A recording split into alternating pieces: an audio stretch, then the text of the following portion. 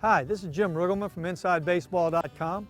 You ever wonder why when you're watching a ball game, you see infielders sometimes playing in, sometimes playing back, sometimes playing halfway?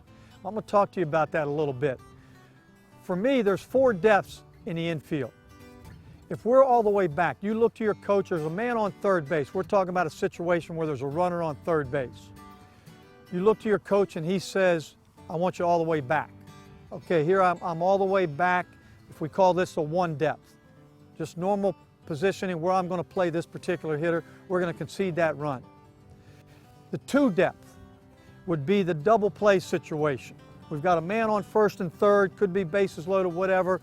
The manager says, okay, if we have to concede that run, we have to concede it, but we want you in an area where we can get a double play. So for the shortstop, that's probably going to be about in this area right here. If it's a left-handed hitter, I might be over more. But right-handed hitter, I'm just going to play him at the angle I normally play him, but I'm going to be playing in a double play depth. That's number 2. I'm going to skip now to the 4 depth. The 4 depth is all the way in. We're saying that this run is too crucial. We cannot give up this run. We're going to knock this run out right now. Your manager, your coach might decide that it's early in the game, but he still wants you in there at this depth. You're playing basically at a position here where by the time you take your move in with the pitcher, when your pitcher delivers, as your infielder makes the move, he's going to be about all the way to the edge of the grass. This runner, you're going to get him, you catch a ground ball, you're going to get him at home if he goes. So he's probably not going to go if you're at this depth.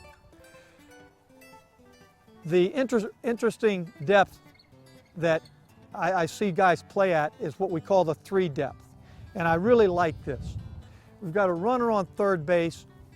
If that infielder plays here, he's not at the 2 depth, he's not here, he's not all the way in, he's in between those 2 areas. It's what we call the 3 depth.